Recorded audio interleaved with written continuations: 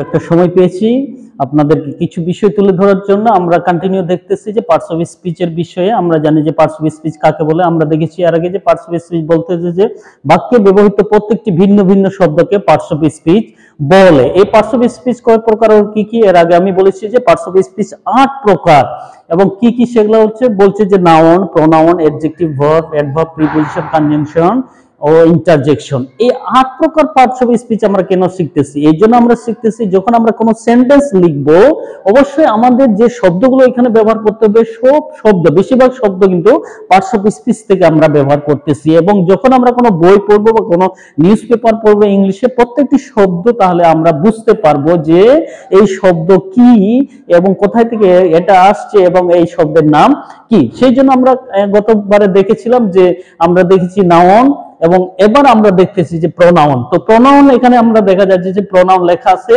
তো এই প্রোনাউন কাকে বলে? নাউনের পরিবর্তে যে শব্দ বসে তাকে প্রোনাউন বলে। The word is used in a state of noun is called pronoun. So এই জন্য এটা বলছে যে নাউনের পরিবর্তে যে শব্দ ব্যবহার হয় তাকে প্রোনাউন বলে। তো এই প্রোনাউন কয় প্রকার ও কি কি? এখানে আমরা ডিটেল কেন স্টাডি করতেছি? আমরা ডিটেল এর জন্য স্টাডি করতেছি কারণ আমরা উপর লেভেল পর্যন্ত যখন স্টাডি করব, ইন্টারমিডিয়েট বা অনার্স, আমরা ডিগ্রি, মাস্টার্স যখন স্টাডি করব বা বিভিন্ন জব ক্ষেত্রে যখন আমরা ইংলিশের সলিউশন দেখব, এগুলো ডিটেল এখানে দেওয়া আছে। বিভিন্নভাবে কোশ্চেন করা হয়েছে এমসিকিউ ভাবে বা বিভিন্নভাবে, সেই জন্য আমাদেরকে এটা দেখতে হবে। তো সেই জন্য আমি ডিটেল কিছু দেখাতে চাই। এখানে বলছে যে তাহলে এই প্রোনাউন কত প্রকার কি কি? এখানে দেওয়া আছে প্রায় 9 প্রকারের প্রোনাউন। তো আমরা দেখি একটা পর একটা। প্রথমে বলছে যে পার্সোনাল প্রোনাউন।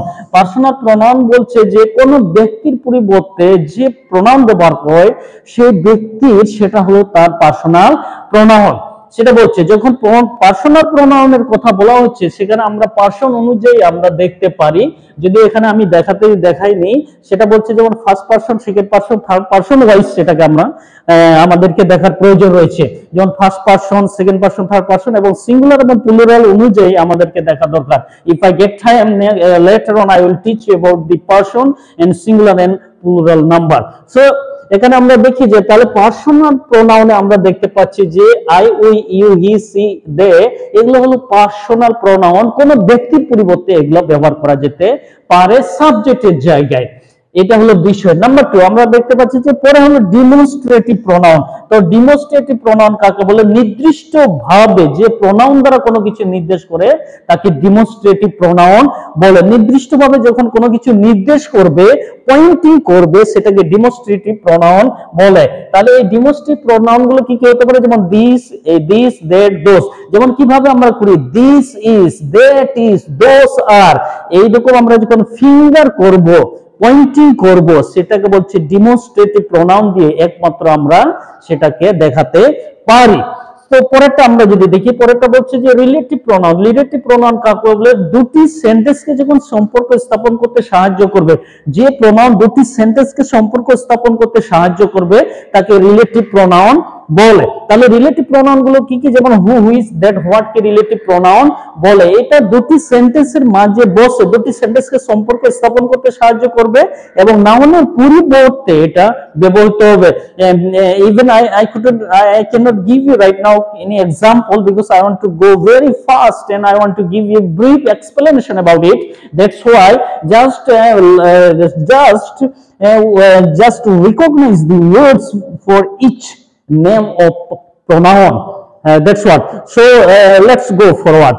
তো পরেটা আমরা দেখতে পাচ্ছি যে রিলেটিভের পরে আমরা দেখতে পাচ্ছি ইন্টারোগেটিভ প্রোনাউন। ইন্টারোগেটিভ প্রোনাউন কাকে বলে? ইন্টারোগেটিভ প্রোনাউন হলো যে প্রোনাউন দ্বারা প্রশ্ন করা হয় তাকে ইন্টারোগেটিভ প্রোনাউন বলে। তাহলে ইন্টারোগেটিভ প্রোনাউন গুলো হলো যেমন WH ওয়ার্ড, যতগুলো WH ওয়ার্ড রয়েছে সেগুলোকে ইন্টারোগেটিভ প্রোনাউন বলে। ইনডিফিনিট প্রোনাউন কাকে বলে?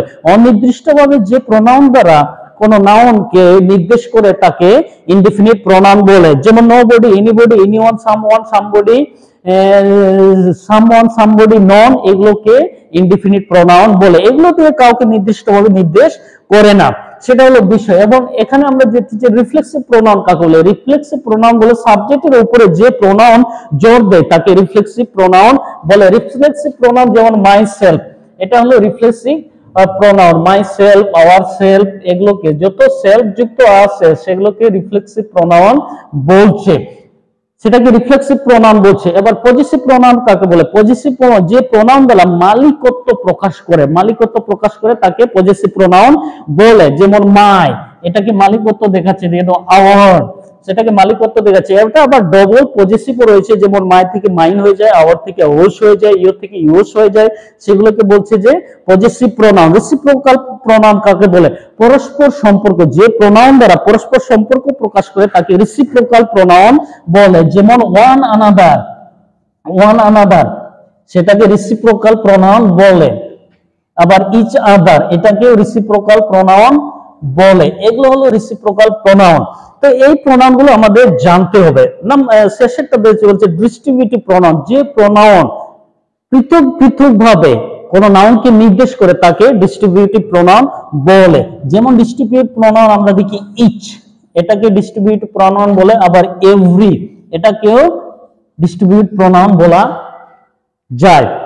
এগুলো হলো প্রোনাউন। তো এতগুলো প্রোনাউন যে রয়েছে, আমরা কখনো অনেকে আমরা সেটা জানি না, আমরা সেটা কখনো স্টাডি করিনি, বা এইভাবে আমাদেরকে অনেকে আমরা শিখিনি, যার জন্য ইংলিশে আমাদের অনেক প্রবলেম হয়। সো এই প্রবলেমগুলো কাটিয়ে ওঠার জন্য যখন আমরা হায়ার এডুকেশনে যাব, আমরা আরো উচ্চশিক্ষা করার জন্য চেষ্টা করব, আমাদের এগুলো জানার অনেক প্রয়োজন রয়েছে। যদি আমরা এটা জানতে পারি তাহলে অনেক সহজে আমরা ইংলিশে বিভিন্ন প্রশ্নগুলো আমরা উত্তর করতে পারবো।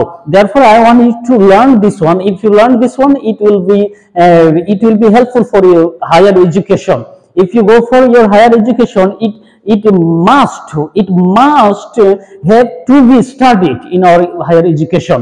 Otherwise we cannot develop our English language, or we cannot answer different kinds of question when we face the different kinds of question in our entrance exam, or in our job examination, or different kinds of examination. When we go to write, it will be tough for us to answer. That's why we should learn this one, not only this one, fully parts of speech. Different kinds of branches are there in the parts of speech. We have to learn those one. Unless we learn on those things, we cannot answer different kinds of questions. That's why I want all the students must learn this. Thank you so much for hearing me.